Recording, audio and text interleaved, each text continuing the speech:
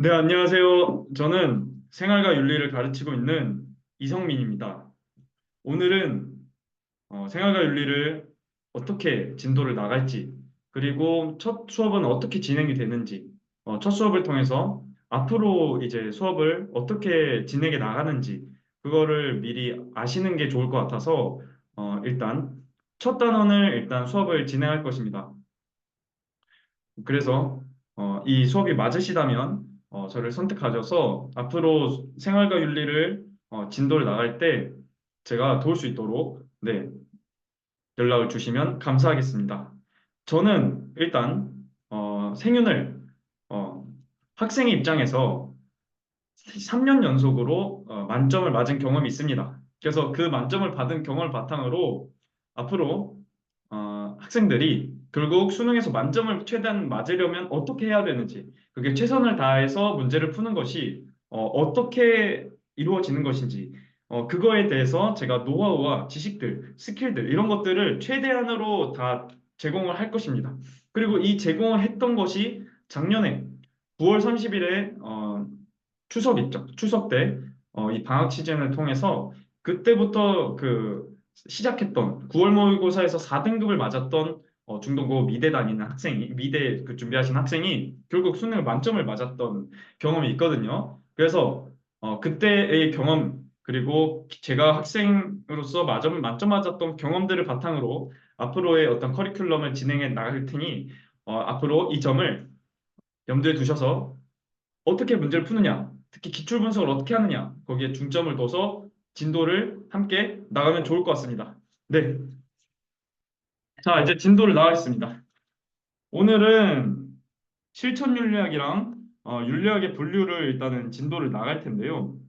일단 진도를 나가기 전에 우리가 해야 되는 것은 무엇이냐면, 어, 앞으로 우리가 그동안, 앞으로 수능을 볼 때까지 커리큘럼이 전반적으로 구체적으로 어떻게 진행이 되느냐 이거에 대해서 함께 진도를 나갈 겁니다. 그래서 해당 부분을 같이 진도를 나가 볼게요. 자, 실천 윤리학과 윤리학의 분류.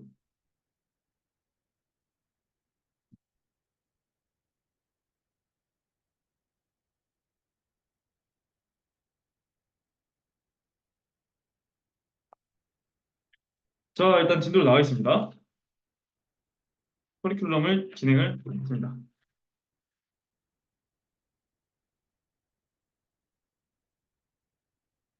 네, 일단 첫 단계는 뭐냐면 개념을 전달하는 것입니다. 개념을 전달하는 거.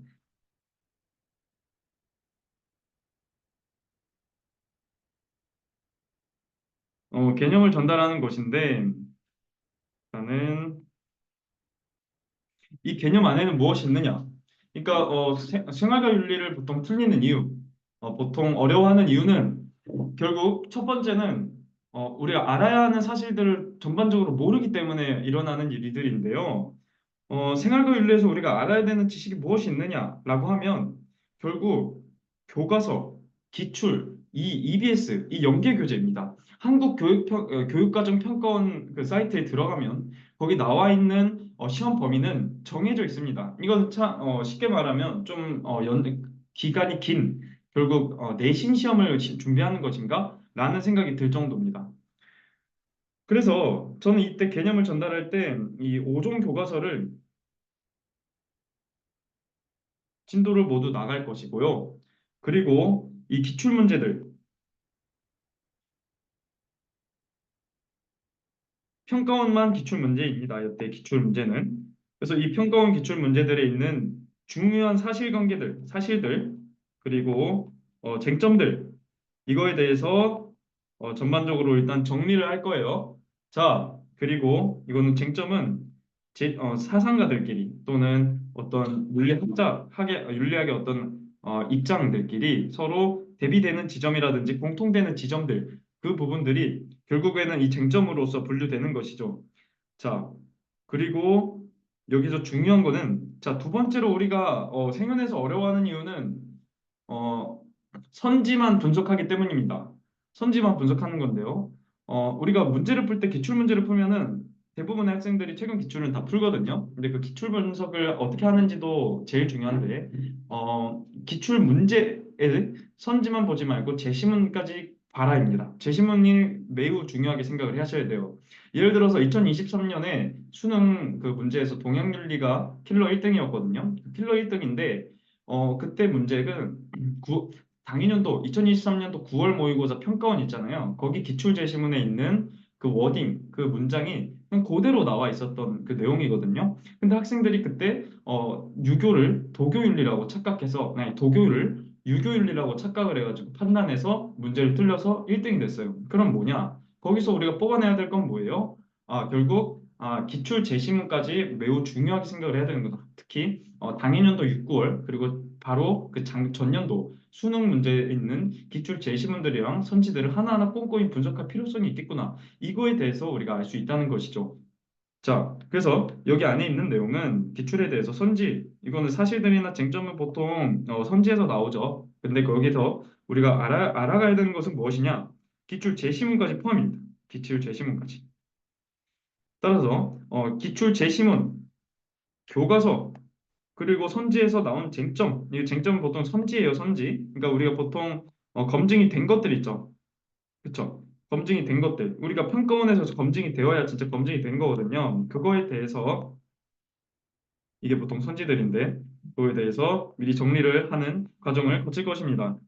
자, 그다음에 이렇게 개념을 전달하면은 우리가 뭘 해야 되나요? 앞에 있었던 내용들을 바탕으로 기출을 풀 수가 있어요. 기출을 이걸로 그러면 다 풀 수 있나요? 다 풀 수 있어요. 웬만하면 다 풉니다. 왜냐면은 이거 내용을 진도를 나가는 그 과정 자체가 평가원 문제들을 다 풀 수 있을 정도를 목적으로 진도를 나가는 것이기 때문이에요. 원래 개념은 일반적으로 앞에 있는 개념을 배워서 뒤에 있는 문제들을 풀 때 이걸로 충분히 풀릴 수가 있어야 돼요. 그래야 그 앞에 있는 개념으로서 그 의미가 있는 것이거든요.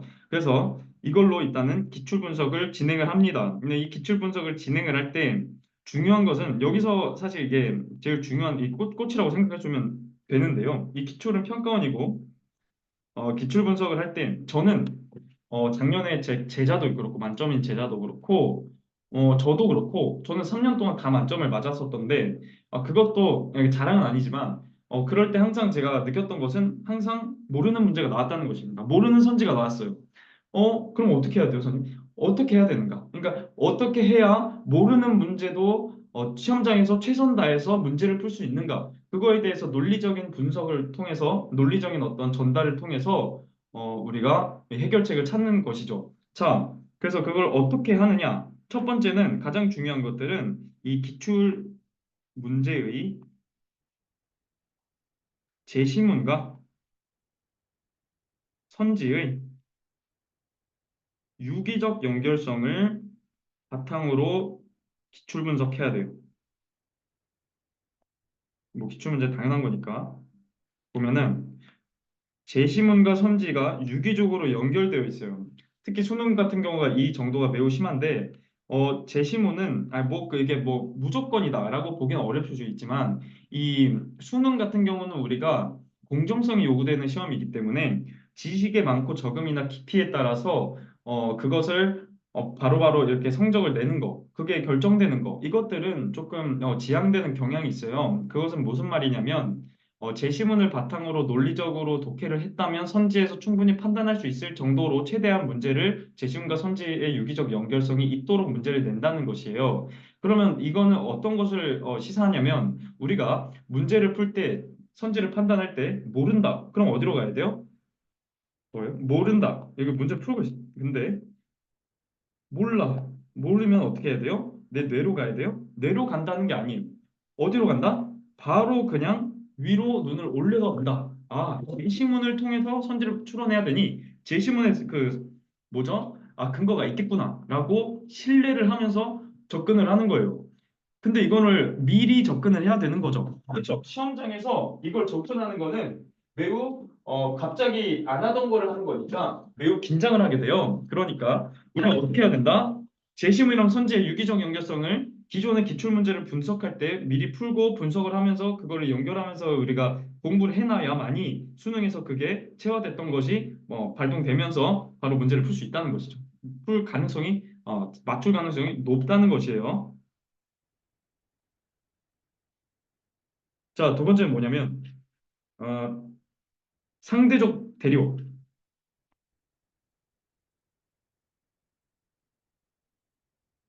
대한 지식이 있어야 돼요.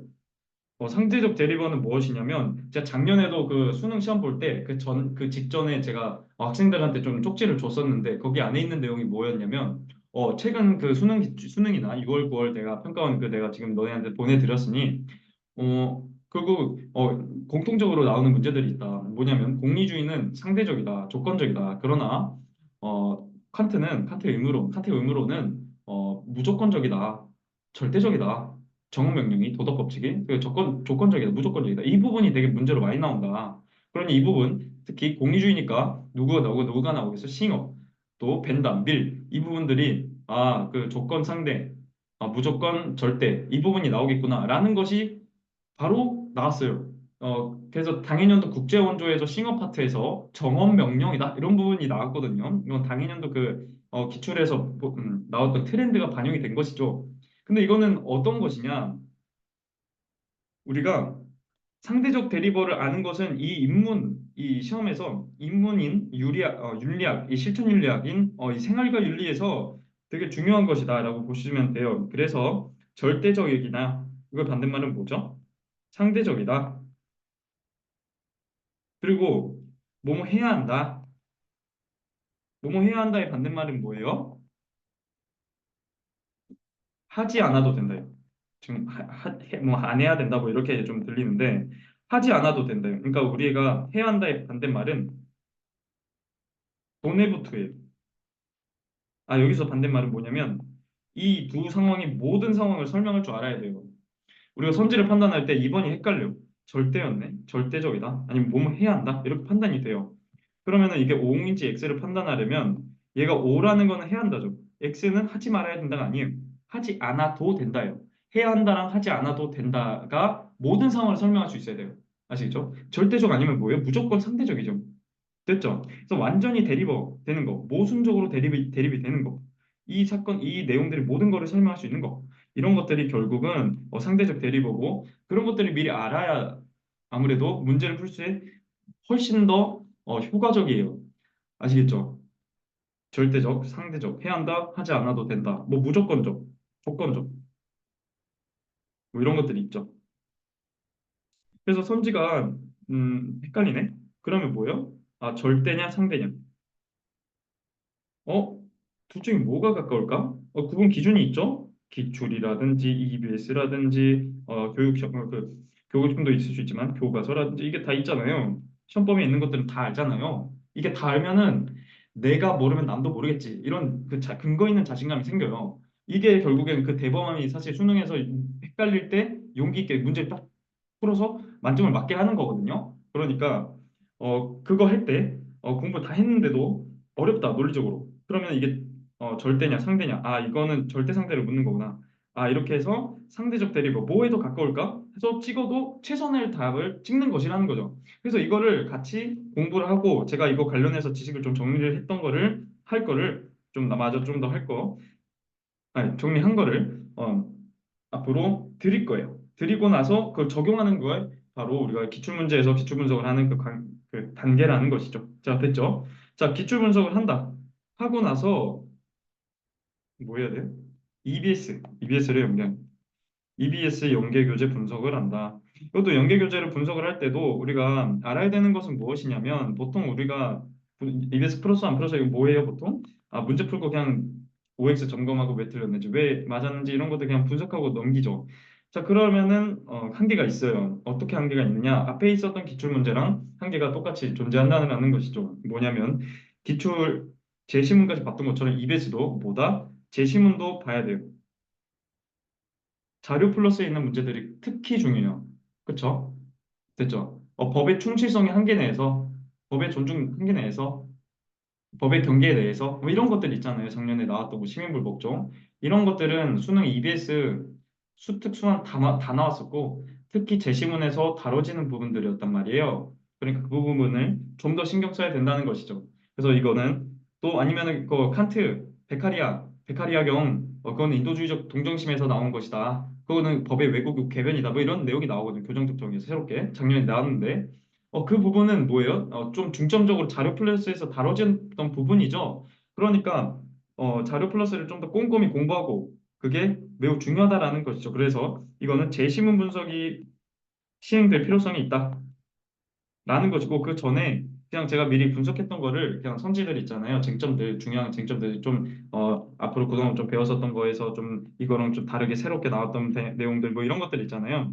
그것들 위주로 제가 좀 핵심 위주로 어, 전달을 해요. 이게 분석 결과를. 제가 전달하는 거죠. 지식을 미리 전달을 하고 핵심부터 다 전달하고 이걸로 충분히 뭐 문제를 풀 수 있을 정도로 최대한 하는데 그래도 안전한 건 뭐예요? 재심 분석까지 최대한 꼼꼼히 다 하는 거죠. 자, 이렇게 진도를 나갈 거예요. 그러고 나서 마지막에 보니까 마지막은 실전 연습을 하는 거죠. 실전 연습을 해서 실전 모의고사 한 5개 플러스 알파 정도로 문제를 풀면서 이 목적은 뭐냐면 시험 전체의 운용 능력을 향상시키는 거예요. 향상시키는 거. 이 문제는 좀 더 시간을 빨리 써야겠다. 아니다. 이 문제는 좀 더 선지에 신경을 많이 써야겠다. 꼼꼼히 봐야겠다. 이런 것들이 있죠. 킬러랑 비킬러는 완전히 달라요. 킬러는 한 7개에서 8개 정도, 중킬러 두세 개 정도, 3개 정도, 그리고 비킬러 나머지 이렇게 문제가 나오는데 이 시험 전체 운용 능력, 시간을 얼마나 분배하느냐. 그리고 그동안 썼던 이 방법들을 어떻게 좀 쓸 수가 있을까? 뭐 이런 것들 또는 재심과 선지 어떤 유기적 연결성에 어떻게 좀 문제를 더 풀까? 이런 것들이 좀 있다는 거죠.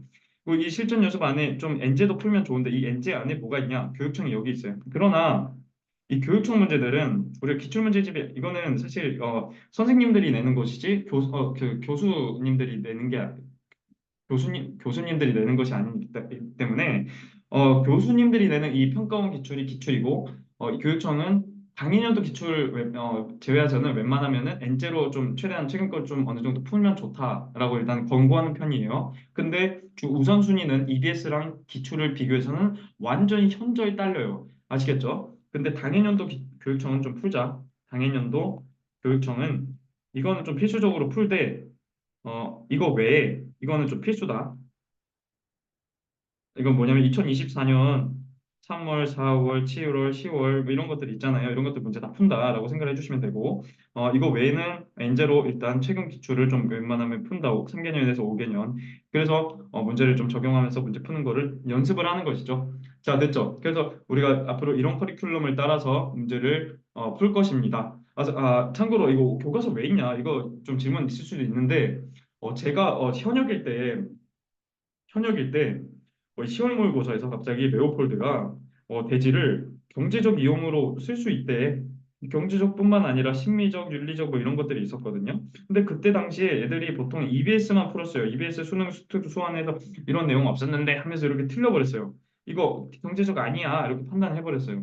근데 이거 맞거든요. 나돌리 버덜서거든요. 이건 뭐예요? 교과서에 있었어요. 교과서에는 있었는데 EBS에서 딱히 정리 안 돼 있다고 이거는 잘못된 거 하면서 뭐 어떤 좀 사수교육을 좀 이용하거나 그래서 불필요한 정보들, 불필요한 교재들 이런 것들 그 하지 말고 그냥 그 시험 그 평가원에서 요구하는 그 문제들을 아는 것들을 충분히 필수적으로 아는 것들을 알아야지 중요하다 이게 맞다라는 것이죠. 됐죠? 그래야만이 내가 모르면 남도 모르지 이런 거에 대한 근거 있는 자신감이 생기고 그 대범한 태도가 결국은 남들이 찍지 않은 답을 찍고 결국 수능 만점을 최대한 맞게 될 가능성이 높게 만드는 것이죠. 자, 이제 실천 윤리학이랑 윤리학의 분류에 대해서 이제 진도를 쭉 나가겠습니다. 질문 없으시죠? 네. 질문 있으면 그 남겨주시고 글로. 자, 실천 윤리학과 윤리학의 분류다. 제목이 왜 이러느냐? 실천 윤리학이 제일 중요하기 때문이에요. 실천 윤리학이 왜 중요하냐? 우리가 실천 규범 윤리학 이렇게 좀 불리는데, 이 규범 윤리학 안에 실천 규범 윤리학이랑 이론 규범 윤리학이 있어요. 근데 이 생활과 윤리 자체가 보통 이 90% 내외가 실천 윤리학이에요. 그러니까 전반적으로 앞에 있는 동서양 사상 있잖아요. 이런 것들은 윤사 내용이랑 다를 바 없는 이론 규범 윤리학이에요. 윤사 내용이랑 유사한. 그러나 이 90%는 이게 진짜 이 생윤으로서 생윤다운 문제죠. 이게 바로 실천 규범 윤리학이에요. 자, 그래서 실전 규범 윤리학이 매우 중요해요. 실전 규범 윤리학은 작년은 조금 다를 수 있지만 그동안 기출을 보면 수능에서는 웬만하면 대부분 출제가 계속 돼 있었거든요. 23년이라든지 22년이라든지 21년이라든지 여하튼 그래요. 그러니까 이 실천 윤리학을 매우 중점적으로 생각하고 제대로 배우는 것이 매우 중요하고 나머지는 그 기타 등등 윤리학의 분류다라고 생각을 해주시면 돼요. 물론 근데 나머지도 잘 알아야 돼요. 아시겠죠? 자, 이거를 같이 공부를 할 것이다. 자, 실천 윤리학을 우리가 배우기 전에 윤리학을 알아야겠죠. 근데 윤리학을 본격적으로 배우기 전에 윤리가 뭔지 알아야겠죠. 윤리란 무엇이냐? 윤리가 뭐지? 아, 윤리는 공동체의 이치예요. 공동체의 이치다. 그래서 공동체의 이치로서 우리가 바람직한 행동이 뭐고 바람직한 인간성이 무엇인지를 전달해 주는 역할을 해요. 그래서 결국 윤리나 도덕, 이게 윤리와 도덕이랑 유사한 말이죠. 윤리와 도덕은 결국은 공통적으로 뭘 제시하느냐? 사회의 규범을 제시해줘요. 규범이란 우리가 바람직한 인간상이라는 행동이 무엇이지? 선한 게 무엇이지? 이런 것들에 대해서 선악에 대해서 판단을 해주는 기준이에요. 즉 도덕적 행동과 도덕적 평가를 할 때 판단의 기준이자 표준이 되는 것이 규범이에요. 알겠죠? 그래서 도덕적 행동이나 아니면 평가를 판단하는 이 기준이며 표준으로서의 역할을 한다라는 거예요. 우리가 규범은 놀미잖아요. 놀미면 놀머리랑 언놀머를 비교해 줄 수 있어요. 정상이냐 비정상이냐 구분 기준을 해준다는 거죠. 바람직한 인간성을 제시해 준다는 거죠. 됐죠? 자, 근데 이 규범은 어때요? 어떤 특징이 있어요? 바로 얘는 당위를 제시해줘요. 뭐뭐 해야지 마땅히 모름지기 상남자란 씩씩해야지. 뭐 이런 거. 아니, 모름지기 사람이란 뭐죠? 효도를 해야지. 이런 것들이 당위죠, 당위. 이거 당위는 보통 야로 표현이 돼요. 뭐뭐 해야 한다. 우리가 야는 보통 약간 이 대상이 한 개면 당이고 두 개 이상이면 필요 조건이거든요. 예를 들어서 비가 오르면 이 구름이 있어야 된다. 이런 것들은 뭐예요? 필요 조건이죠. 그러나 교실에서 뛰지 말아야지. 이런 것들은 뭐예요? 당위죠. 아무튼 그래서 결국은 이런 당위로 진술이 되고 당위 안에는 뭐가 있어요? 가치가 있어요. 이 개인의 주관적인 견해가 있다는 거죠. 주관적이에요. 됐죠? 그래서 이 윤리학이라는 이 학문 자체가 가진 특징은 매우 특이하게 어떤 특징이 있느냐? 주관적이에요. 그럼 다른 거는 뭔데요? 다른 거는 과학이 있어요. 과학의 영역은 좀 순수 학문으로서 객관적이에요. 그래서 과학은 좀 실용성이 있다라고 보시면 되는데, 과학은 어떤 실용성이 있느냐? 과학은 객관적으로 기존에 일어났었던 일들에 대해서 현상에 대해서 기술해주고 서술해준다거나 아니면 현상들이 있다면 그것들이 있으면 결국 그것들을 설명해주는 거예요. 인과관계로서. 설명. 그러면 기존의 이론들을 가지고 우리가 있었던 현상들을 일반화시켜서 이론을 만들면 그 이론들을 바탕으로 기존에 있었던 일어났던 현상들에 대해서 설명해주고 또는 지금 일어나는 일들에 대해서 설명해주고 앞으로 일어날 일들에 대해서 예측해주는 실용성이 있고 의미가 있다라는 것이죠. 그렇죠? 예를 들어서 우리가 이 만유인력 같은 경우는 만유인력의 법칙이라는 것 때문에 뭐예요? 뭐가 있어요? 결국 지금 제가 이 핸드폰을 좀 떨어뜨리면 떨어지죠. 이런 것들이 다 뭐예요? 뭐 사과가 떨어진다 이런 것들 지금 일어나는 어떤 구체적인 사실에 대해서 설명해 준다는 역할을 하고 앞으로 내가 저 가방 좀 떨어뜨리면 놓으면은 가지고 있다 놓으면은 떨어지겠지 하고 예측해 준다는 것이죠. 그렇죠? 예를 들어서 사람들이 경제가 나아졌지면 경제력이 안 좋아지면은 사람들이 우울함이 심해져 이런 것들은 뭐예요? 경제가 지금 안 좋네? 앞으로 우울하겠다. 이런 것들에 대해서 사회과학적으로 또 이거는 자연과학이죠. 과학은 자연과학과 사회과학이 있죠. 사회과학이랑 자연과학 이것 중에서 이 결국은 예측해주고 설명해준다라는 기능이 있다라고 생각해 주시면 돼요. 근데 중요한 건 뭐예요? 윤리학이에요, 윤리학. 자, 논증이에요, 논증. 윤리학은 윤리학은 주관적인 어떤 필자나 화자의 견해, 주관적 견해, 가치관이 담겨 있어요.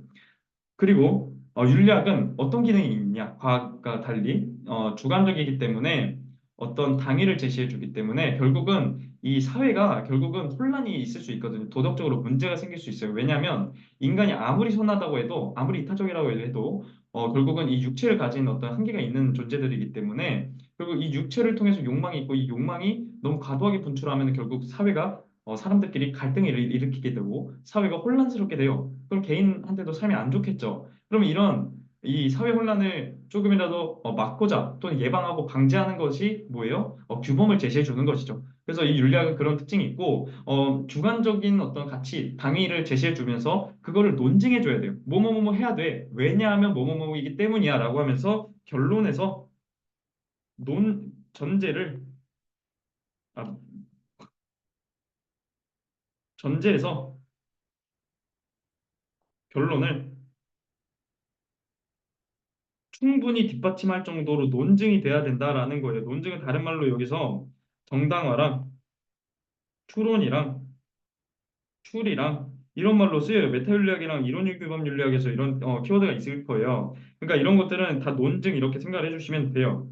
자, 그래서 결국은 이 전제가 결론을 모아야 된다. 충분히 뒷받침해줘야 된다라는 것이 핵심이에요. 충분히 뒷받침해줘야 된다라는 거, 충분하다라는 거는 다른 것이 필요하면 안 된다라는 거예요. 충분히 뒷받침해줘야 돼요. 예를 들어서 우리가 약육강식의 세계죠. 자연 세계는.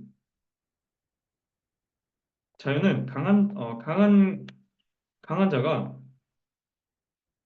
강한 자가 약한 자를 그냥 먹을 수 있는 그런 세계죠. 탈취하고 억압할 수 있죠. 그 인간 세계도 마찬가지로 그러니 사회 진화로 강한 국가가 약한 국가를 병합하고 강제로 탄압하고 착취하고 이래도 돼. 그게 정당해. 그게 선해. 맞을 거예요, 틀릴 거예요. 이 논증 보면 논증이 타당해요? 논증이 타당하죠. 아니 하지 않죠. 논증이 타당하지가 않아요. 이건 타당성이랑 타당성이 좀 떨어진 거야. 뭐냐면 이거는 자연주의적 오류거든요. 뭐뭐뭐주의 할 때 앞에 있는 것들 중 지향이라고 생각을 하시면 돼, 본질. 그래서 이 자연은 뭐예요?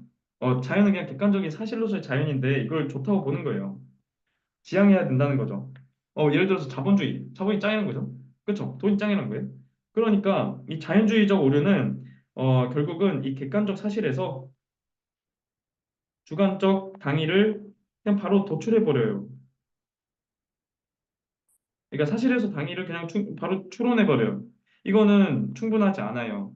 이 상황에서 강한 자가 약한 자가 이거 잡아먹고 이런 그 관련해서 자연이랑 인간이 어느 정도 공통 지점이 있다라는 어떤 근거가 더 필요하죠. 그렇죠? 그리고 필요하다는 거죠. 그러니까 이거는 문제가 있어요. 한계가 있다는 거죠. 타당하지 않아요.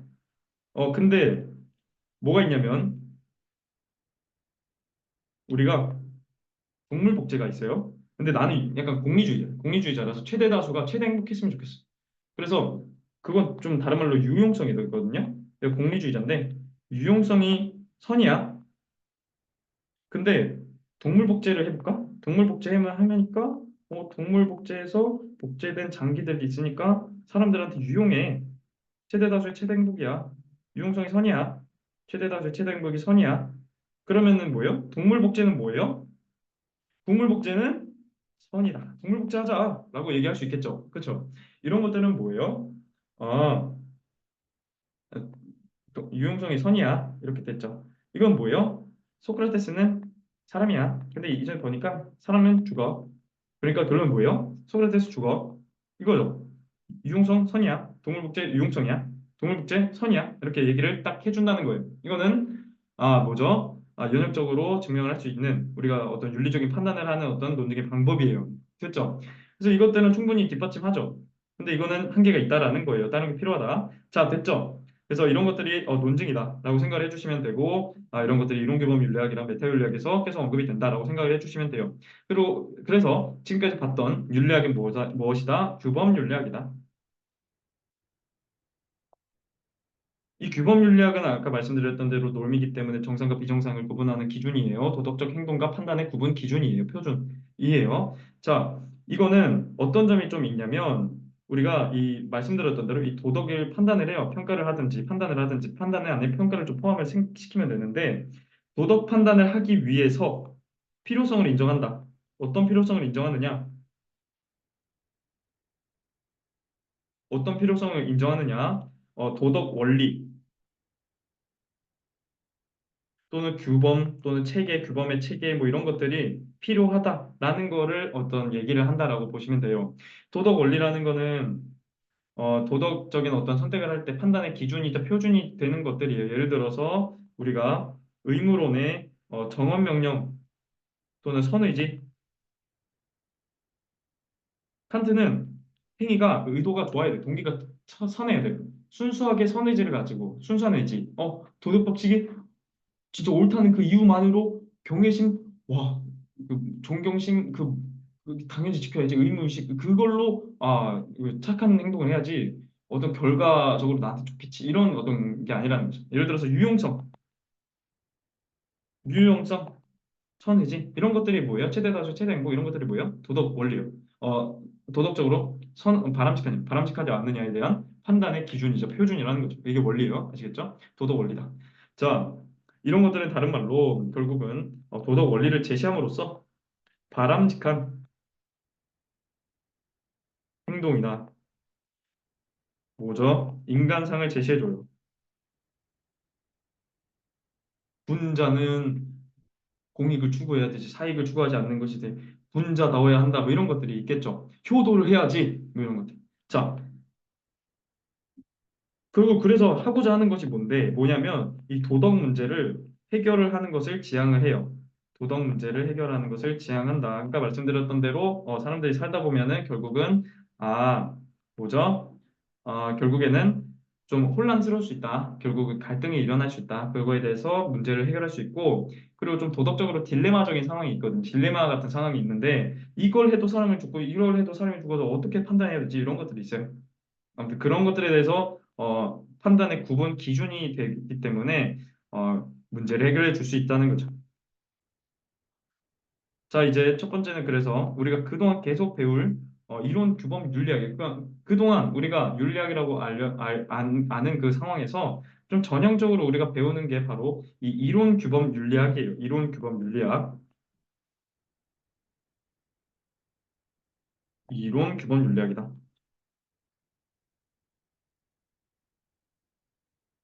이론규범 윤리학과 실천규범 윤리학이 규범 윤리학 안에 포함되고 이들은 모두 규범 윤리학의 특징들을 공통적으로 가지지만 이 이론규범 윤리학은 말 그대로 이론적인 거에 초점이 맞춰져 있고 실천규범 윤리학은 실천적인 거에 초점이 맞춰져 있기 때문에 좀 구분되는 것이고 그 구분의 기준은 중점된 바가 무엇이느냐에만 다를 뿐 규범 윤리학의 특징들을 공통되게 포함된다라고 생각하는 것이 중요해요. 아시겠죠? 자, 왜냐면 나중에 규범윤리 그냥 선지를 봤는데 이거 뭐지? 일규도 아니고 실규도 아니고 뭐야? 규범윤리학이다. 이렇게 좀 나올 수 있거든요. 그러니까 이거를 같이 판단을 할 수 있을 정도로 아시는 게 중요하다. 자, 이론 규범윤리학은 무엇이냐? 뭐냐면 도덕 원리 관해서 보편적이고 추상적인 이 도덕 원리에 대해서 뭐예요? 정립을 해주는 거죠.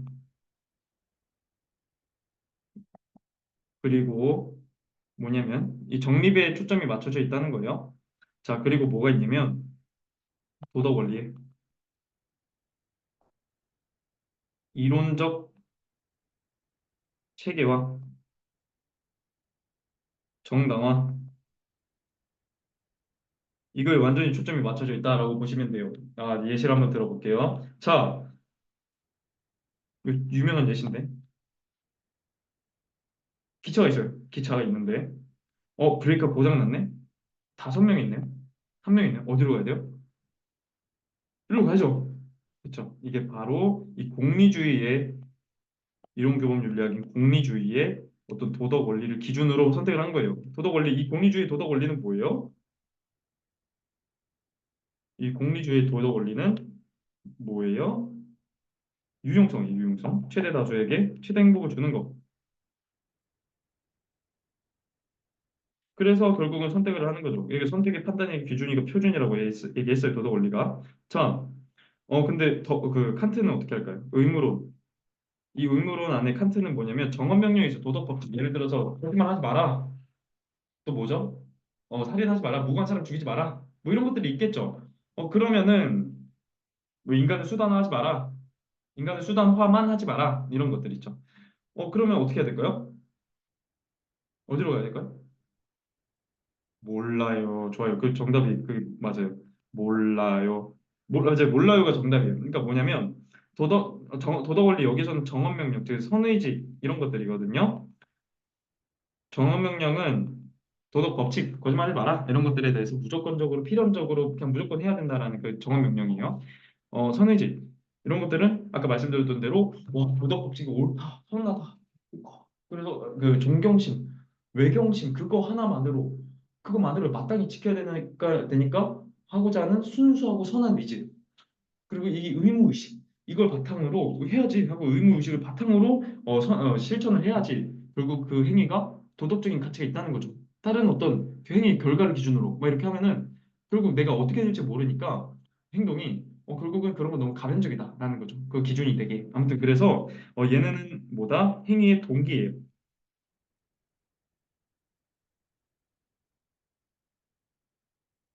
됐죠? 얘는 행위의 동기고 얘는 행위의 얘는 의도로 다른 말로 쓰여요. 그리고 얘는 행위의 뭐예요? 결과죠, 결과. 자, 근데 만약에 갔는데 이거 우리 엄마예요. 우리 엄마네. 어? 어? 어디로 가야 돼요? 일로 가야죠. 그쵸? 일로 갔다고 나한테 뭘 할 사람이 있어? 어, 반박할 수 있죠. 충분히 반박할 수 있죠. 왜 아무도 뭘 할 수 없죠? 뭐라 해도 더 뭘 하면 되죠. 그래서 이건 왜 그런 거냐? 결국은 우리가 도덕적인 판단이나 도덕적인 행동 선택을 할 때 그게 구분 기준이 결국은 어떤 보편적이고 추상적이고 어떤 객관적인 어떤 구분 기준 언제나 쓸 수 있는 보편적인 기준 그거에만 한계를 하면 안 된다. 구체적인 것까지 환경이나 맥락이나 인간관계 상황 이런 것들까지 다 포함시켜서 판단해야 돼라고 하는 게 덕윤리예요. 그래서 덕윤리는 가장 중요한 건 뭐냐면 여기서 행위자의 성품을 매우 중요시해요. 행위자의 성품이 이제 행위애가 아니라 행위자의 성품. 행위자의 성품이 덕이 있어야 되는 거죠. 즉 탁월함이 있어야 돼요. 뭐 예를 들어서 절제라든지 지혜라든지 용기라든지 정의로운 사람이라든지 이런 것들이 있겠죠. 이런 것들은 그냥 바로 여기서는 일단 한명을 하는 건데 이 행위자의 성품뿐만 아니라 구체적인 상황과 맥락을 고려해서 도덕 판단을 좀 더 정확하게 한다는 것이 목적이기 때문에 이 행위자의 인간관계라든지 상황이라든지 맥락이라든지 공동체의 전통이라든지 역사라든지 행위자의 그때 당시 감정이라든지 정서라든지 뭐 이런 것들이 다 포함되는 거예요. 기타 등등. 됐죠? 그래서 그거를 바탕으로 도덕 판단을 한다라고 보시면 돼요. 그래서 이게 도덕 원리예요. 아시겠죠? 자, 그래서 예를 들어서 그 사람이 그런 만한 행동을 하는 이유가 있을 거야. 그 사람은 원래 좀 착한 사람인데 선한 사람인데 그렇게 행동을 하는 거는 이유가 있겠지라고 하는 것도 우리가 도덕 판단을 정확하게 하는 어떤 근거가 될 수 있겠죠. 자, 볼게요. 그래서 방금 말씀드렸던 대로 보편적이고 추상적으로 언제든지 적용할 수 있는 도덕 판단의 구분 기준, 그걸 도덕 원리, 뭐 규범, 체계 이런 것들을 정립하는 거. 이거 유용성이라고 해야 되는데 이 유용성을 어떻게 정립을 할까? 쾌락이 선이라고 얘기를 해야지 좀 유용성을 도덕 원리로 제시해 주겠죠. 쾌락이 왜 선인데? 사람들 쾌락 좋아하잖아. 뭐 이런 것들이 결국은 도덕 원리를 정립하는 거에 그 내용이에요. 아시겠죠? 자, 됐죠? 자, 그리고 이 도덕 원리에 대해서 뭐 해야 된다? 이론적으로 체계화해야 된다. 이론적으로 체계화하고 정당화하는 것이죠. 왜 유용성이 왜 중요한지, 왜 쾌락이 선인지, 그리고 이게 왜 우리가 도덕 원리로서 판단을 하고 이게 선으로서 선악의 구분 기준이 되는지 그거에 대해서 이론적으로 체계하고 정당화해줘야 되겠죠. 그렇죠? 선이랑 좀 더 체계적으로 논리적으로도 맞고 의미도 맞고 그렇게 하는 것도 도움이 될 수도 있겠죠. 체계화, 정당화 이렇게 생각을 해주시면 되고 그 정당화 여기 봤죠. 정당화는 그러니까 결론은 좀 더 이 이론적으로 말이 되느냐, 논리가 되느냐 그 앞에 좀 만약에 전제를 세웠다면 이게 선이야, 이게 악이야, 이렇게 전제를 세웠다면 그게 전반적으로 의미가 명확히 명료하게 딱 떨어져 있느냐 이런 것들을 좀 보는 것도 도움이 될 수 있겠죠. 그래서 우리가 이론규범윤리학은 칸트 공리주의 뭐 벤담 뭐 이런 사람들 있잖아요. 이런 사람들이 좀 근대 때 사람들이 좀 있고 덕윤리는 뭐 현대도 있지만 자 누가 있냐 이제 메타윤리학인 이 현대의 윤리학자들이 좀 있어요. 이런 이 메타윤리학은 이 배경에 대해서 좀 말씀을 드릴 텐데 현대의 사람들이 결국은 뭐예요? 1930년대, 40년대 이때 사람들이 논리실증주의자라는 사람들이 나와요. 실증을 중요시하는 거죠. 논리적으로. 쉽게 말해서. 이 사람들이 좀 말하는 것 중에 좀 유명한 표현이 뭐냐면 말할 수 없으면은 침묵해야 된다. 좀 이런 말이 나오거든요. 우리가 형이상학적인 것들 있잖아요. 예를 들어서 플라톤의 이데아. 우리가 지금 뭐죠? 빨간 펜, 파란 펜. 지금 뭐 검은색 펜 지금 있거든요. 근데 이게 아니라 펜이 무엇일까요? 펜. 펜은 뭐예요? 어떤 추상적인 어떤 보편적인 관념이죠. 그렇죠? 그런 거 어디 있어요? 이데아의 세계에 있다라고 생각하는 게 플라톤이. 이데아 즉 본질. 그 본질이 있는 그 원형이 있는 사물의 어떤 모습을 본다는 게 지금 현실 세계라고 하면은 그 모습의 원형이자 본질이 있는 곳이 이데아의 세계고 그 거기 안에 있는 이데아가 결국은 형이상학적인 것이기 때문에 그런 것들은 우리가 판단할 수 없잖아요 논리적으로 왜냐하면 감각 경험을 할 수가 없어요. 눈, 코, 입, 귀 이렇게 오감으로 판단을 할 수 없는 것들은 좀 검증이 어려우니까 신 같은 존재들 그러니까 몇몇 어떤 특수한 분들을 제외하고는 우리가 신을 감각적으로 경험하는 거는 어려울 수 있겠죠. 그렇죠? 그래서 이런 것들을 우리가 더 이상 얘기를 하지 말고 객관적으로 우리가 증명할 수 있도록 해야 된다라고 하면서 윤리학의 이제 과학적 방법을 사용하는 것이 바로 이 바로 메타윤리학이에요. 과학적이다. 과학적인 특징이 뭐예요? 과학적은 객관적이에요. 과학적은 다른 말로 객관적이에요. 가치 중립적이에요. 아까 과학 얘기했을 때 말씀드렸죠? 객관적이에요. 가치 중립적이에요. 그래서 우리가 검증이 가능한 거여야 된다. 웬만하면 감각 경험이 가능한 것들 위주로 아시겠죠? 그걸 통해서 우리가 윤리학을 논해야 된다라고 생각을 해주시면 돼요. 자, 이 메타 윤리학은 그래서 어떻게 하느냐? 결국은 어떤 기능을 하느냐, 어떤 역할을 하는 것이 제일 중요하다고 본질로 보느냐? 일단은 도덕적 언어에 그래서 메타 윤리학은 객관적이에요. 아시겠죠? 일단 이거 쓰기 전에. 자, 메타. 이 메타라는 말을 들으면은 좀 어떤 게 생각이 나나요? 메타. 메타인지 들어보셨죠? 메타인지. 메타인지는 뭐예요? 내가 지금 앉아서 공부하고 있는데 내가 지금 모르는 것들이랑 아는 것들이 뭐지? 라고 하면서 내 스스로의 아는 것들을 모르는 것들을 잘 판단을 하는 내가 내 스스로를 돌아보는 그 능력이죠. 그렇죠? 내가 나를 이렇게 보는 거예요. 그렇죠? 이런 것처럼 이 윤리학이 이렇게 있어요. 윤리학이 있으면은 이 윤리학을 내다 보는 거죠. 그렇죠? 그래서 기존의 이론규범 윤리학들이 우리가 잘 쓰였는지, 글이 잘 쓰였는지 검토해 주는 거고 분석해 주는 거예요. 그래서 분석 윤리학이라고도 하는데 이 메타는 그래서 초월해서 넘어서 이런 뜻이 있다는 거죠. 그래서 윤리학이 지금 논리적으로 잘 돼 있는지, 의미적으로도 잘 명확하게 명료화가 돼 있는지 이런 것들에 대해서 잘 점검해 주는 것들이 누구냐? 메타윤리학이다. 그런 사람들이 메타윤리학자다. 아시겠죠? 자, 그래서 도덕적인 언어의 의미를 분석해 준다. 가 주요 활동 중 하나예요. 예를 들어서 우리가 도덕적 언어가 뭐 있을까요? 교과서에는 선, 악, 시, 비가 있어요. 좋다, 나쁘다, 옳다, 그러다 이런 것들이 바로 도덕적 언어예요. 근데 이 도덕적 언어를 의미를 분석해 줘야 돼요. 왜냐면 우리가 좋다라고 얘기를 해주는데 이 좋다는 무슨 말이 있어요? 어? 유용하다 이런 것들 있죠. 끝펜 참 좋더라. 쓰기 좋던데? 또는 지금 뭐죠? 이 성품이 좀 탁월하다. 그 사람 되게 좋은 사람이야. 또는 뭐죠? 감정 상태가 쾌다. 나 지금 너무 좋아. 이런 것들 있죠. 그러니까 뭘 말하는지 정확히 얘기를 해줘야 된다는 거죠. 예를 들어서 선이 뭐야? 쾌락이 선이야. 그리고 처음에 얘기를 해줘야 된다는 거죠. 그러니 최대 다수 최대 행복 하자. 이렇게 얘기를 하는 게 맞죠. 그렇죠? 그래서 처음에 언어적으로 명료화하는 게 중요해요. 그래서 이게 의미 분석이라는 것은 명료화한다라고 생각해 주시면 돼요. 아시겠죠? 명확히 해준다는 거죠. 뭐 이것들은 언어는 뭐 다른 말로 뭐 명제라든지 뭐 이런 것들도 문장이라든지 뭐 이런 것들로 말만 좀 바꿔서 쓸 수가 있어요. 의미 분석 뭐 명료화라든지. 자, 아시겠죠? 자, 그 다음에는 뭐냐면 도덕적 추론의 정당성, 타당성부터 타당성, 정당성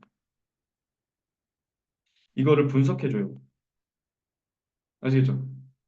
예를 들어서 아까 말씀드렸던 건데 우리가 쾌락이 선이니까 최대 다수의 최대 행복을 해야 된다 이런 어떤 논증은 오케이. 근데 뭐냐면 쾌락이 선이야. 왜냐면 사람들 다 쾌락 좋아하던데.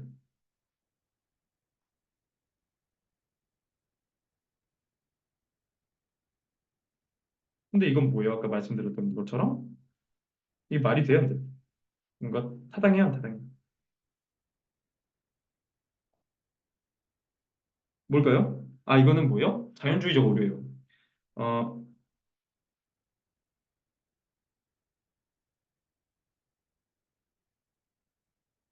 즉, 객관적인 사실이 사람들이 쾌락을 좋아한다는 그 객관적인 사실에서 우리가 쾌락은 추구해야 되라는 이 선한다는 이 가치를 추론하는 거는 자연주의적 오류라는 거죠. 사실에서 당위를 추론했잖아요. 그러니까 알고 보니까 다 이게 다 그냥 사실에서 당위를 추론하는 거네. 이렇게 얘기를 하는 사람이 있어서 결국에는 비인지주의. 선악을 우리가 알 수가 있어? 몰라. 얘는 그냥 감정의 나열에 불과해. 권고에 불과해. 권고, 명령, 권하자, 명하자, 명하다, 명령하다, 뭐 이런 것들이 그냥 나열에 불과한데? 이렇게 의미 없는데? 이렇게 좀 한번 제대로 도덕적인 이론교범 윤리학을 한번 위상을 한번 꺾은 적이 있어요. 이거는 이따 더 정리하면서 말씀드리고. 자, 그래서 결론은 목표는 뭐냐? 이런 걸 하는 건 이유가 뭐예요? 학문적으로 성립이 가능한지 검토하기 위함이에요. 즉, 이거는 다른 말로 학문적으로 정체성을 보유할 수 있는지 여부를 우리가 판단하기 위함이에요. 우리가 학문적으로 성립이 가능하려면은 일단은 아까 말씀드렸던 대로 좀 객관적일 필요가 있어요. 이 객관적이란 거. 그리고 객관적으로 알 수 있는 거. 주관적으로 우리가 어떤 형이상학적인 존재에 대해서 우리가 어떤 가치관을 가진다든지 뭐 이런 것들보다는 객관적으로 그게 진위 여부가 판단 가능해야 돼요. 그러니까 참이냐 옳고 그름에 대해서 음, 진위 여부를 판단할 수 있어야 돼요. 진위 여부를 판단할 수 있어야 돼요. 이게 옳고 옳아? 그른 말이야? 이런 거에 대해서 판단할 수 있어야 돼요. 그분 기준이 뭐예요? 우리의 감각적 경험이. 우리가 보통 대부분의 지식 좀 감각적 경험에서 좀 추론을 하거나 이렇게 해서 좀 얻는 지식들이 좀 많잖아요. 이런 것들이 뭐냐면 결국은 감각 경험이 가능해야 돼요. 즉, 학문적 성립 가능하려면 결국은 뭐가 옳고 그름인지 딱 객관적으로 명확히 판단 가능한 그 말들이 좀 쓰여야 되는 것이고, 그래야 좀 유용성이 있을 거냐, 학문으로서. 그러니까 결국은 이 객관적인 필요가 있다. 진위 여부 판단해야 되고, 이건 감각 경험 가능이랑 좀 맞닿아져 있다라고 생각을 해주시면 돼요. 자, 물론 그게 윤리학이 근데 윤리학 그 자체가 좀 형이상학적인 표현이 많기 때문에 형이상학 다 배제 이런 것들은 아니지만 좀 이런 객관적인 측면을 좀 많이 고려를 하게 된다라고 좀 생각을 하시면 돼요. 아시겠죠? 이거는 제가 메타 윤리학의 객관적인 이유에 대해서 얘기를 더 하고 싶기 위해서 하기 위해서 좀 얘기를 하는 거예요. 아무튼 학문적 성립 가능성을 위해서는 이렇게 진위 여부를 판단할 수 있어야 돼요. 그리고 두 번째는 의미 분석을 좀 잘 해줄 수 있어야 돼요. 명료하게 뭐가 의미인데 첫 단추를 잘 끼워야 되죠. 최대 다수 최대 행복을 지향하자. 그러니 동물 복제하자. 이렇게 하기 전에 뭐예요? 왜 쾌락이 선인데? 왜 행복이 선인데? 이런 거에 대해서 얘기할 수 있어야겠죠. 그리고 그게 명확하게 떨어져 있어야겠죠. 선이 너한테 선이 무엇인데? 이거에 대해서 명확히 쾌락이 선이야. 이렇게 고통은 악이야. 이렇게 얘기할 수가 있어야겠죠. 됐죠? 그래서 첫 단추를 잘 끼워야 돼요. 우리가 계속 이 이론을 계속 전개해 나갈 때 첫 단추를 잘 끼워 나가야 된다. 자, 세 번째는 뭐예요? 논리 분석을 잘 해줘야 되는 것이죠. 됐죠? 이런 것들이 있어야만 결국은 이 논리 분석이 타당하게 정당하게 이 형식적으로 완전히 맞게 형식적 타당성이 좀 있게 내용 그 자체가 선생님 공리주의는 좀 제가 볼 때 좀 틀린 거 아닌가요? 의무론이 맞는 것 같아요. 이건 내용을 보는 거잖아요. 지금 이 쾌락을 선호하니까 쾌락이 선이다. 아까 이거 하기 전에 유용성 동물 복제가 유용하니까 유용성은 선이니까 그러니까 무조건 뭐다? 동물 복제는 선이다. 이렇게 딱 그 충분하게 좀 추론이 되느냐 이런 것들 이렇게 논리 분석하는 것들이 학문적 성립을 가능성을 검토하기 위해서는 전제 조건이 되는 것이죠.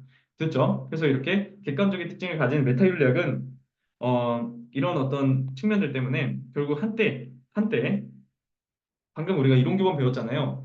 이론 규범을 한때 위상을 꺾은 적이 있다라고 얘기를 해주시면 돼요.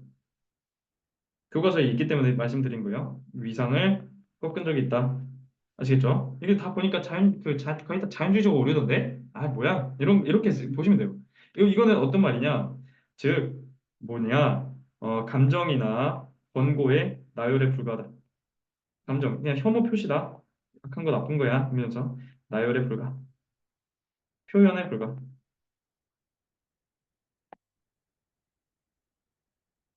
자, 아시겠죠? 자, 그러나 한때는 위상을 꺾었지만 그 이후에는 결국에는 그러나 간접적으로 도움이 돼요. 그러니까 윤리학에 포함되는 것이겠죠. 그래서 이 간접적으로 도움을 어떻게 주느냐? 메타윤리학의 어떤 연구 결과를 이론 규범 윤리학이 활용을 할 수가 있다는 거예요. 이론적으로 체계화하고 정당하고 싶은데 지금 내가 지금 이론을 논리적으로 잘 추론하면서 얘기를 하고 있는가? 이거에 대해서 검토해주는 존재가 있다면 얼마나 좋습니까? 라는 것이죠. 자, 좋아요. 이렇게 간접적인 도움까지 준다는 것까지 다 아셔야 돼요. 자, 이제 현대 1940년대, 40년대 이후에 어, 이제 실천 규범 윤리학이 나온다라고 보시면 돼요. 근데 우리가 현대 사회를 보면 어떤 생각이 좀 들어요? 알쏭달쏭 변화무쌍하고 모르겠죠. 그만큼 이 현대 사회는 아주 변화하는 것들이 많은데 특히 어떤 변화가 있냐면 사회 문화적인 어떤 변화가 좀 심해지고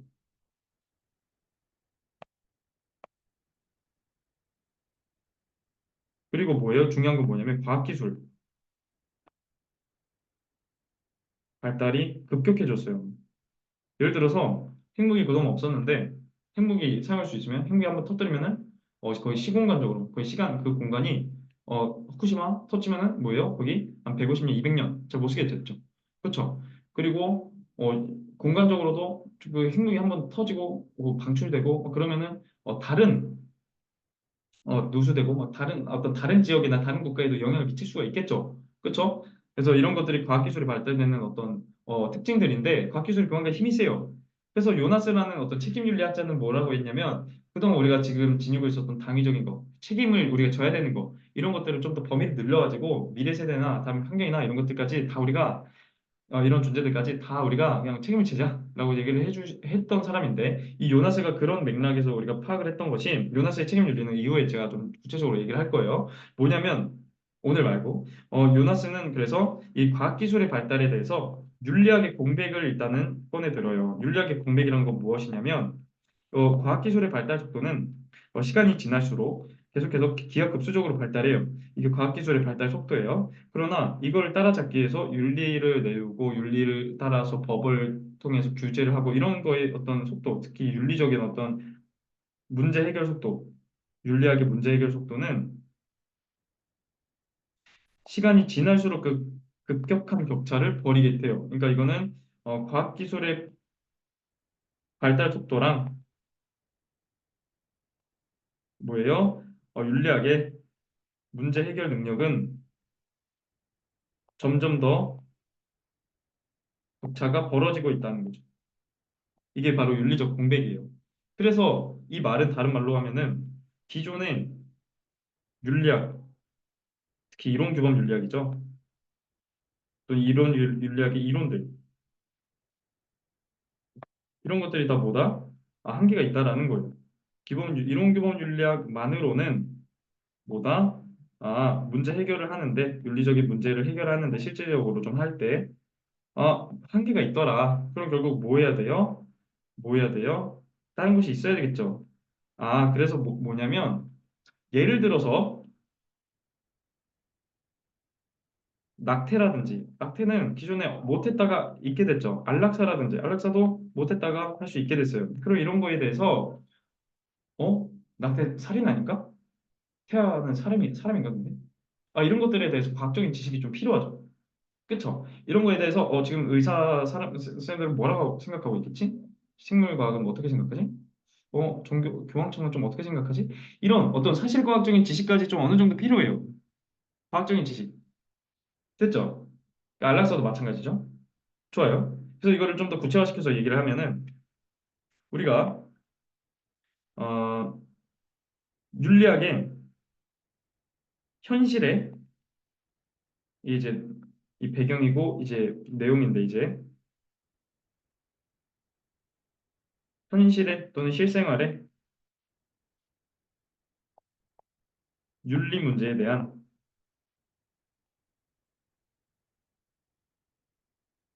구체적인 어떤 윤리 문제 해결이에요. 또 중요한 거는 실천적이고 실질적이고 그건 다른 말로 실천 지향적 이런 말로도 표현이 돼요. 그리고 실질적이고 또 뭐죠? 실제적. 네, 이런 것들이 이런 해결을 할 수가 있다. 이렇게 하려면 뭐가 있어야만 한다? 기존의 이론 규범 윤리학을 적용시키는 것에 국한되는 게 아니라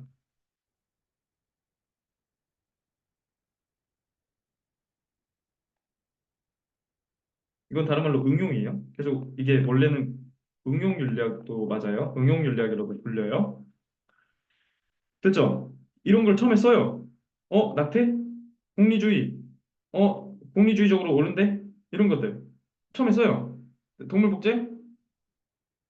이런 것들. 유용성인데? 이렇게 좀 일단 써요. 그러나, 낙태가 근데 뭐죠? 뭐 예를 들어서 의무론. 낙태. 무거운 사람 죽인 건데? 안 돼. 근데 태아가 사람인가? 태아가 사람인가? 언제부터 우리가 사람이지? 배아가 사람인가? 태아가 사람인가? 이렇게 결국은 뭐가 필요하다? 과학 지식 필요해. 그래서 이 관련 학문의 연계, 교류, 협력, 소통 이 과정이 필요해요. 그러니까 우리가 기존의 어떤 책상머리에서 이론 쓰면서 윤리학자들이 썼던 것을 바탕으로 이론 기반 윤리학을 바탕으로 우리가 윤리학을 가지고 이렇게 살았다면은 그거에 국한되면 안 된다. 지금 새로운 지식들이 얼마나 많이 추가되는데 그래서 낙태면은 의료계 또 생명학계 여기 관련해서 윤리학자 철학자들이 이메일 쓰면서 요새 어떤가요? 현황이 어떤가요? 하면서 서로 이렇게 주고받고 하는 거예요. 아니면 인터뷰를 해가지고 아니면 뭐 포럼을 열고 하면 할 수 있겠죠. 됐죠? 그래서 이게 바로 중요한 성격인데 별표를 그냥 무지하게 많이 치세요. 이게 매우 중요한 거예요. 왜냐면 이 모든 교과서가 이걸 언급하고 기출 문제들도 여기를 보통 많이 언급이 되어 있어요. 이게 바로 모순적 성격이에요. 학제적 성격이에요. 학문 간의 교류가 이렇게 계속해서 이루어진다라는 것이죠. 이거는 다른 말로 뭐냐면 자연과학이라든지 사회과학을 포함한 우리가 아까 말씀드렸던 이 과학적 지식이 결국은 뭐하다? 윤리학에 있어서 필요하다라는 것이에요. 이게 지식이 필요성을 인정하는 거죠. 아시겠죠? 어떤 객관적 사실관계로서 지식이 필요하다라는 것이에요. 좋아요. 뭐 이런 것들 뭐 예시가 뭐가 있냐? 의료계 또는 언론 윤리가 어떻게 되나요? 뭐 이런 것들 또는 뭐가 있죠? 또 뭐가 있죠? 종교계. 카톨릭 요새 교황청 어떻게 생각하세요? 이런 것들. 이런 부분들 있죠. 자, 그래서 이래 야만 된다. 그래서 얘는 결국은 얘도 당연히 필요한 거예요. 근데 얘로 필요한데 충분하지 않으니까 얘까지 써먹어야 된다라는 거예요. 다 써야 좀 된다라고 보시면 되고 결국은 이론규범윤리학과 실천규범윤리학의 그런 관계는 뭘까요? 관계 보완이에요, 대체예요? 얘는 관계는 상호 보완적이에요. 다른 말로 이거는 반대인데 상호 모순, 대리, 대체. 대체는 기존에 있었던 해결책을 버리고 새로운 해결책을 쓰는 거고 보완은 기존에 있었던 해결책을 쓰면서 새로운 해결책을 쓰는 거죠. 완전히 대비되는 내용이에요. 그리고 뭐 서로 독립적이다. 뭐 이런 것들은 안 된다는 거죠. 이거 다 교과서에 있는 워딩이기 때문에 일단 정리를 했던 것이고 자, 일단 내용이 이렇게 되어 있어요. 자, 되죠? 자, 그래서 이 규범윤리학은 아까 말씀드렸던 대로 이 가치를 제시해 주는 것이기 때문에 얘네는 결국은 가치 개입적, 이 다른 말로 주관적이란 거죠. 아까 이건 얘기한 거고 주관적이다. 이런 특징이 있어요. 규범윤리학은. 근데 이 규범윤리학을 그러면은 따르는 이론규범이든 실천규범이든 다 주관적이죠. 그쵸? 그러면은 앞으로 나올 애들은 뭐다? 다 객관적이라는 거예요. 근데 이것과 달리 이 메타윤리학은 객관적이고 기술윤리학이 이제 우리가 배울 텐데 앞에 있는 규범윤리학이랑 달리 이 둘은 매우 객관적이다. 가치 중립적이다라고 생각을 해주시면 돼요. 그럼 이게 기술윤리학이 뭐냐 이렇게 얘기를 하면 되는데 기술은 뭘까요? 테크놀로지가 아니에요. 테크놀로지가 아니라 뭐예요? 디스크립션. 그리고 그림을 그리고 묘사를 한다라는 거는 있는 그대로 그냥 묘사하고 서술하고 기술한다라는 거랑 여기서는 공동되게 쓰인다고 보시면 돼요. 그래서 기술은 서술, 묘사 이렇게 좀 생각을 해주시면 돼요. 있는 그대로 객관적으로 쓰는 거예요.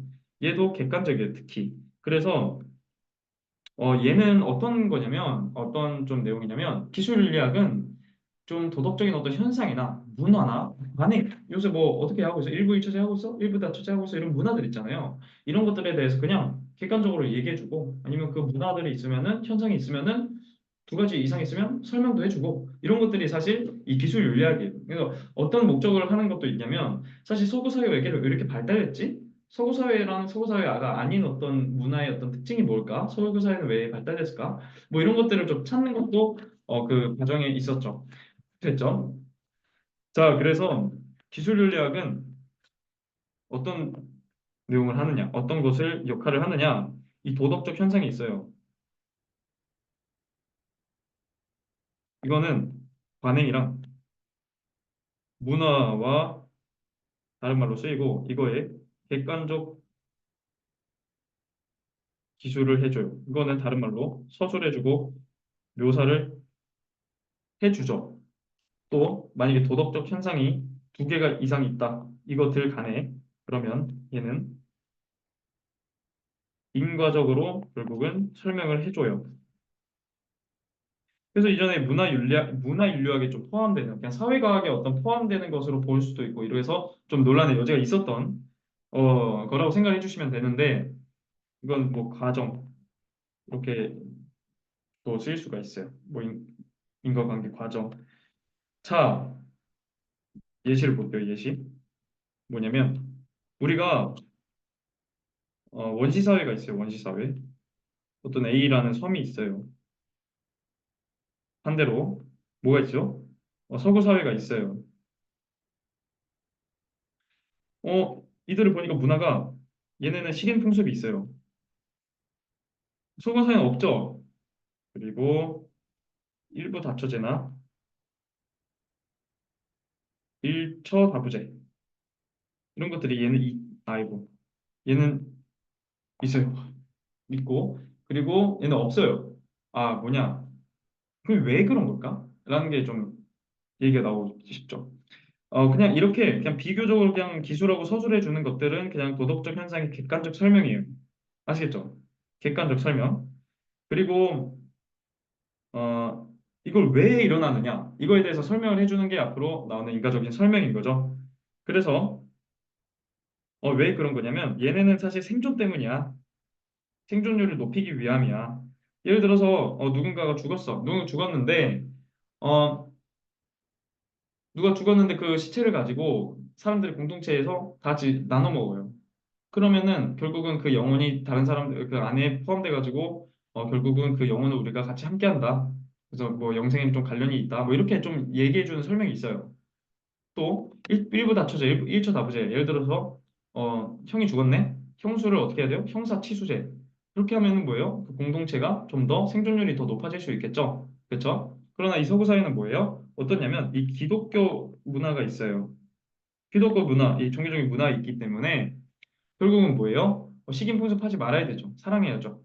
그리고 일부 다처제, 일처 다부제 하면 안 되죠. 그렇죠? 라고 일단 생각을 해주시면 돼요. 됐죠? 한짝 이렇게 있잖아요. 아담 하와. 됐죠? 자, 또 추가적으로 이 객관적 기술은 다른 말로 이 과학적 기술, 아까 말씀드렸죠. 그리고 다른 말로 실증적 이런 말도 실증적 연구 이런 말로도 좀 쓰여요. 아시겠죠? 과학적, 객관적, 실증적. 네, 이렇게 생각을 해주시면 되겠죠.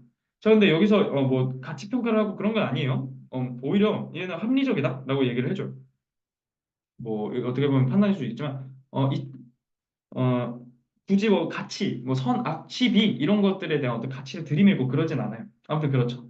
자, 이제 우리가 다 배웠으니 이제 좀 쟁점을 좀 정리를 해볼게요.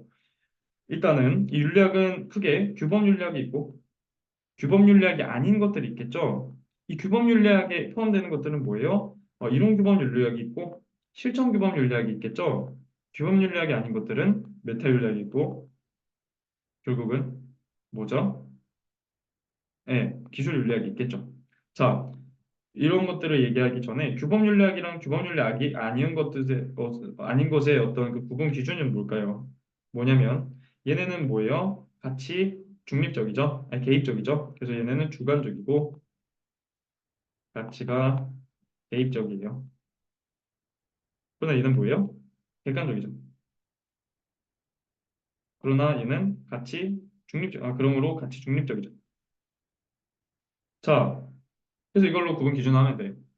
자, 이론 기본 윤리학이랑 시청 기본 윤리학은 말 그대로 얘는 이론적인 것에 초점이 맞춰져 있어요. 이론적 정당화와 체계화에 초점이 맞춰져 있죠. 자, 이거는 뭐예요? 실천적 또는 실제적 또는 실질적 이런 말로 구분이 되죠. 완전히 범주가 다르죠. 이론 실천, 이론 실제 이렇게 좀 완전히 이론적인 거랑 실제적인 거는 완전히 다르죠. 그리고 뭐가 있어요? 뭐냐면 보편적이고 추상적인 게 있어요. 추상부터 쓸게요. 뭐냐면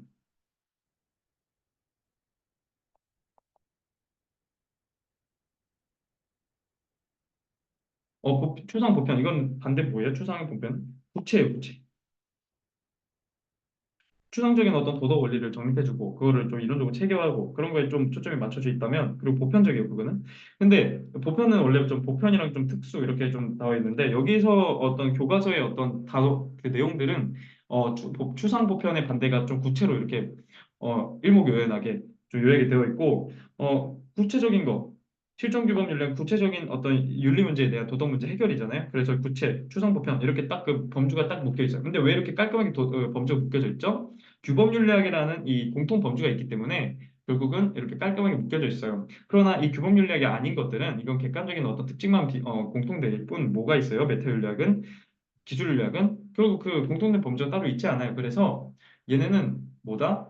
그냥 키워드로 문제를 푸시면 돼요. 아시겠죠? 그래서 키워드 뭔데? 의미 분석을 해주는 게 키워드가 있겠죠. 도덕적 언어가 의미가 뭔데? 쾌락이 선이야. 라고 해서 선이 뭔데? 선이 좋다. 뭐 이런 것들이 되게 많은데 깔끔하게 명료하라는 거죠. 그리고 논리 분석이 있어요. 도덕적으로, 아니, 형식적으로 타당하고 정당하고 이런 것들이 맞죠. 그리고 또 뭐죠? 객관적 기술. 그래서 항상 서술어가 중요해요. 그리고 또 뭐죠? 인과적 설명. 이런 키워드를 가지고 문제를 푸시면 돼요. 됐죠? 자, 질문 던지죠. 여기까지 해서 그 일단 이론 실천 규범 윤리학의 그 윤리학의 분류 대해서 네, 얘기를 나눴습니다. 자, 고생하셨습니다.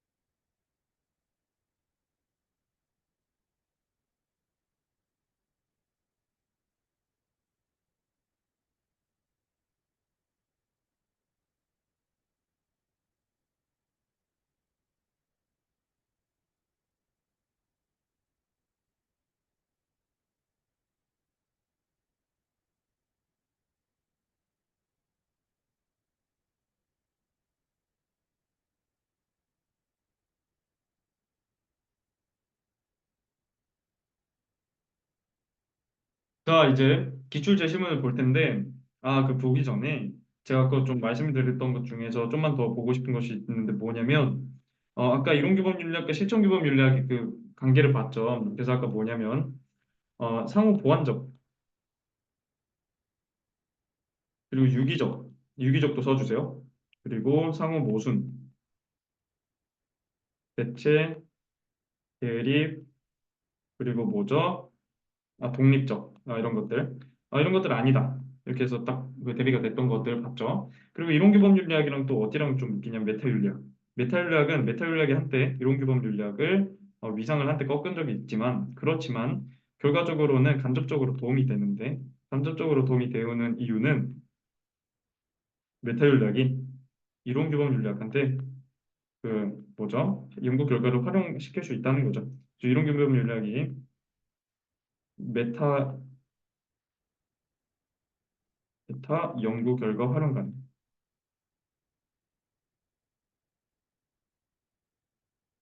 네, 이게 아까 말씀드렸던 그 관계예요, 관계. 그래서 윤리학 간의 관계도 여기 같이 좀 써주세요.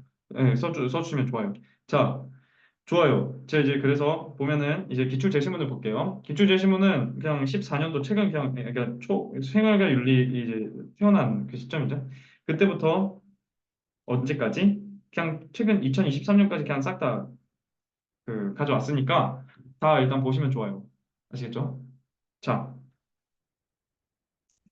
보시기 전에 일단 이 이론 실천 규범 윤리학 이 해당 단원에 좀 문제를 풀 수 있는 좀 팁을 좀 드리자면 아까 말씀드린 건데 여기서 참고로 좀 구체, 문제, 해결 이런 키워드가 나온다? 그럼 웬만하면 실천 규범 윤리학 그동안 좀 봤는데 웬만하면 거의 다 그냥 다 실천 규범 윤리학이다라고 생각해 주시면 돼요. 그러면 이건 통계적인 거라서 앞으로는 어떻게 좀 모르죠. 그러나 그동안 좀 그런 특징이 있었기 때문에 실천 규범 윤리학을 바로 발상할 수 있어야 돼요. 아시겠죠? 실존규범 윤리학이 많이 나온다 말씀드렸어요. 자, 볼게요. 보면은 어떻게 사는 것이 선하는 것인가? 이게 뭐예요? 바람직한 행동이나 인간상을 제시해 주는 거죠.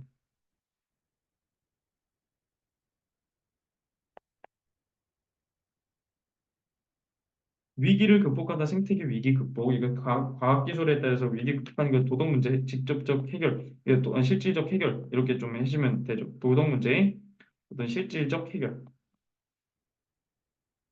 아, 죄송해요. 아, 죄송하네요. 뭐예요 이게? 아, 그냥 도덕 문제 해결 중시라고 생각하시면 돼요. 여기서 실질적이고 실제적이고 구체적이고 이런 것들의 특징 잡은 것이 이 실존기본 윤리학인데 얘는 그냥 윤리학 그 자체에 대한 내용이잖아요. 그래서 이거는 좀 두 개를 다 포함하는 그냥 이 규범 윤리학. 아시겠죠? 좋아요. 그래서 우리가 제시문을 보고 또는 특히 선지가 되게 많거든요. 우리가 보통 보면은 이론규범, 실존규범, 메타 이제 여기 네 가지 같다고 했잖아요. 근데 아니 규범 윤리학도 포함해서 다섯 가지라고 생각하시면 돼요. 우리가 제시문이나 선지를 볼 때 얘도 규범인가? 또 가능하다라는 거죠. 이론 규범이야? 실존 규범이야? 모르겠는데 규범이죠. 그렇죠? 그래서 그 공통되는 특징들을 아까 제가 세 가지 정도 썼으니까 그것들을 좀 잘 암기하셔서 활용하시면 돼요. 아시겠죠? 자, 볼게요. 도덕성에 대한 이론적 분석과 정당화를 다룬다. 아까 말씀드렸고 이론 기본 윤리학의 어떤 특징이죠. 근데 이런 객관적 도덕 원리 이런 것들은 좀 써주시면 좋아요. 그러니까 이거 자체가 좀 객관적이다가 아니라 도덕 원리가 좀 객관적이다. 객관적 도덕 법칙 이건 좀 도덕 법칙도 많이 쓰이거든요. 도덕 법칙 체계와 뭐 객관적인 도덕 법칙 이런 것들 그렇죠? 뭐죠? 거짓말 하지 마라. 사람 죽이지 마라. 이런 어떤 객관적으로서 어떤 이 도덕 원리 이런 것들은 가능하다라고 생각하시면 돼요. 객관적이란 말. 이렇게도 쓸 수 있구나. 도덕 원리한테는 쓸 수 있구나. 선악을 구분하는 도덕 원리가 뭐야? 그건 기준이 뭔데? 유용성 정의냐? 자, 그리고 도덕적 원본을 판단하기 위한 구본 원리와 토대가 뭔데? 도덕 원리, 도덕 규범. 그 근본적 도덕 원리에 대한 이론적 탐구. 이론적이죠. 그러니까 이론 기본 윤리학이고 도덕 원리에 초점이 맞춰져 있죠. 됐죠? 자, 윤리학은 지향해야 될 삶의 가치는 무엇인가? 이거 그래서 근거인 보편적 도덕 원리를 정립. 똑같은 말이죠. 이론 규범적 판단을 체계화한다.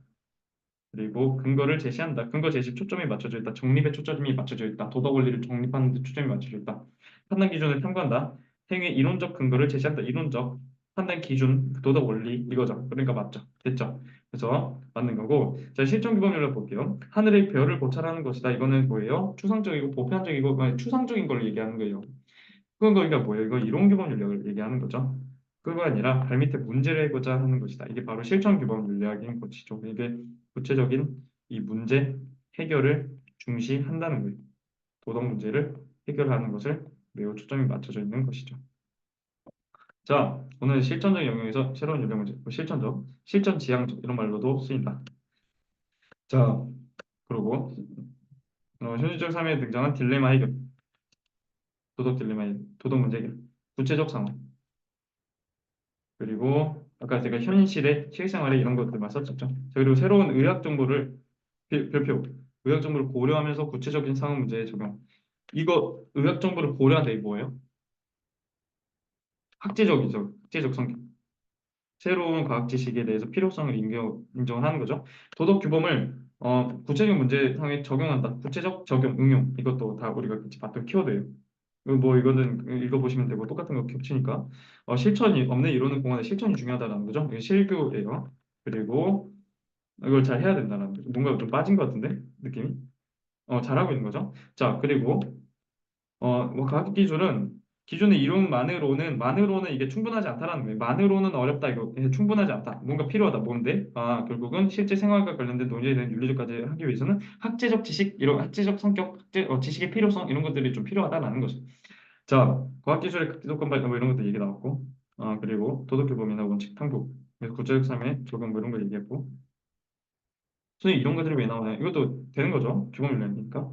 자, 그리고 실전의 학, 이건 좀 표현이 좀 신기해서, 표현이 좀 특이해서 응용 뭐 이런 거 나오고 계속.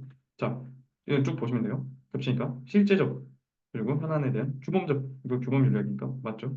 그리고 실존 규범도 규범이니까. 그리고 도덕 이론의 도움뿐만 아니라 이론 규범인데 그것뿐만 아니라 뭐예요? 여기 별표 생명과 이거에 대해서 적극 활용한다. 지식을 적극 활용한다. 과학 지식 적극 활용. 학제적 성격이죠. 학제적 성격.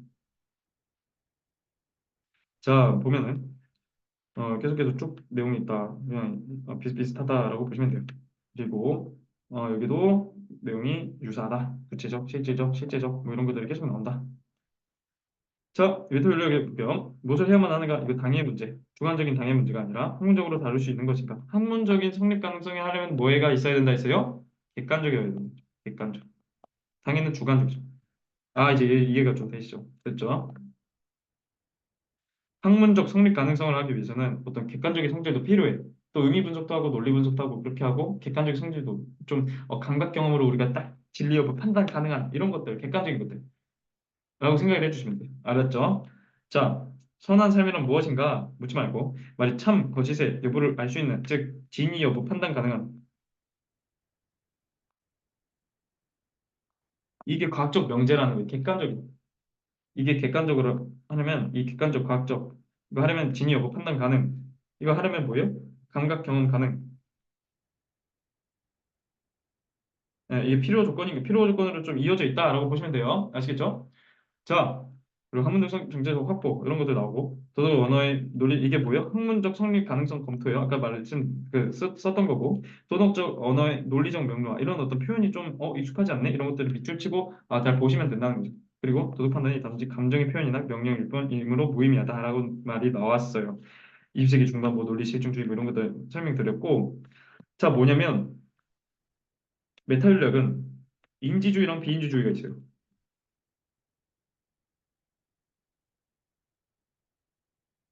도덕 선악을 우리가 알 수 있어? 인지주의. 알 수 있어. 인지주의. 몰라. 비인지주의. 이거예요. 즉 도덕 선악의 인식 가능성에 따라 나뉘는 건데 이 비인지주의에 여러 가지가 좀 있는데 특히 좀 많이 여기에 되어 있는 거는 감정, 표현 또는 명령, 권고, 뭐 부정주의라든지 뭐 이런 것들이 나오는데 그냥 이렇게 좀 내용이 좀 있다라고 생각을 해주시고 나중에 EBS 볼 때 우리가 더 꼼꼼히 정리를 할 거예요. 아시겠죠? 자, 논리적으로도 경험적으로도 검증이 불가능해. 그렇죠? 이게 경험적 아까 객관적 이거 진위 여부 판단 뭐 이런 것들 얘기했던 거고 논리적 이거 논리 분석 이런 거 얘기했죠. 됐죠? 아시겠죠? 낙태 나빠 왜 나쁜데 이런 것들 그냥 부정적 감정 표현한 거 이런 거 내용 계속 얘기했던 거예요. 나쁘다고 뭔데 좋다는 게 뭔데 금지 혐오 이런 것들 올바른 대답 이게 어도독적 언어의 의미 분석 언어적 명료화 이런 걸 얘기하는 것이고 올바른 대답으로 해결될 수 있는 게 아니라 언어 분석으로 해소되어야 된다. 실천 규범 윤리학이 아니라 이거 보통 규범 윤리학인 거죠. 보통 규범 윤리학 이것보다 뭐예요? 언어 분석으로 해소돼야 된다. 이게 메타 윤리학인 것이죠. 그리고 용어와 진술들을 논리적으로 분석한다. 진술이라는 말도 나왔어요. 아시겠죠? 도덕적 언어의 의미 분석, 언어의 진술도 포함되고 특히 여기에 명제가 있거든요. 근데 이 명제 자체가 뭐예요? 명제라는 말은 진위 여부 판단 가능이 전제가 되어 있어요. 참고짓을 따질 수 있어야 되는 그런 명제잖아요. 그런 문장이잖아요. 그래서 진술이 좀 명제라고도 쓰일 수가 있어요. 아시겠죠? 자, 관행조사, 개념 분석, 집중의 노답이 뭐 판단, 도덕 원리를 제가 이것만 좀 그 분류를 좀 잘못했는데 이건 뭐죠? 이론 규범 윤리학이죠. 근데 이건 뭐예요? 메타 윤리학이고 얘는 뭐예요? 관행조사니까 기술 윤리학이죠. 관행이니까 됐죠? 이것만 좀 네, 잘 봐주시면 좋을 것 같아요. 이론 규범 윤리학입니다. 네. 자, 그리고 도덕적 언어 좋다 옳다 단어들의 아무튼 네, 유형입니다. 유감이에요. 그리고 도덕적 언어의 쓰임을 명확하게 명료하죠. 그리고 구성된 문장의 의미, 구성된 문장, 이 명제, 진술 이런 것들에 대해서 언어적이고 철학적인 어떤 분석을 해주는 게 이게 아까 언어 분석이에요. 그러니까 의미 분석이에요. 의미 분석. 이걸 얘기하는 거예요. 선생님 그 철학적 뭐예요? 이게 뭐냐면 이런 것들이 좀 키워드를 우리 가져가야 된다는 거죠. 아시겠죠? 그러니까 좀 어색한데 이런 것들. 그리고 비판적 탐구 이런 것들 있죠. 비판적 뭐예요? 비판 이게 뭐예요? 그러니까 비난과 비판의 차이는 뭐죠? 비난은 그냥 그냥 냅다 힐만 하는 거예요. 그럼 비판은 뭐예요? 참 옳고 그름에 대한 구별을 전제한 까는 거죠. 그렇죠? 그래서 뭐냐면 옳고 그름 판단 전제 객관적으로 하는 게 전제가 됐다는 것이죠. 자, 그리고 의미 탐구 이런 것보다는 용어의 의미를 밝히고 명료하고 추론의 규칙을 분석한다. 아, 이런 것들도 우리가 추론의 규칙도 어떻게 해야 되느냐? 아, 이런 것들도 이 형식적 타당성, 정당성 이런 것과 매이 맞닿아져 있다고 하고 정리를 해주시면 돼요. 아시겠죠? 정당성 검증, 타당성 검토 똑같은 내용이에요. 자, 기술 윤리 볼게요. 사회적 관심 이런 거 규범과 관련된 문화적 사실을 명확히 기술하고 명확히라는 밑줄 이런 것들도 나올 수 있구나. 그리고 인과관계 객관적 설명 나오죠. 계속 가치 판단 없이 객관적으로 기술한다. 가치 중립이죠. 그렇죠. 얘기했던 거고. 그래서 예전에는 좀 문화 인류학, 역사, 사회 인류학 뭐 이렇게 좀 생각을 했던 사람도 있고. 자, 객관적 기술, 도덕적 현상 조사, 객관적 기술 뭐 이런 것들이 특징이다. 과학적 탐구, 별표. 그래서 이게 뭐예요? 객관적이죠. 있는 그대로도 뭐예요? 객관적이죠.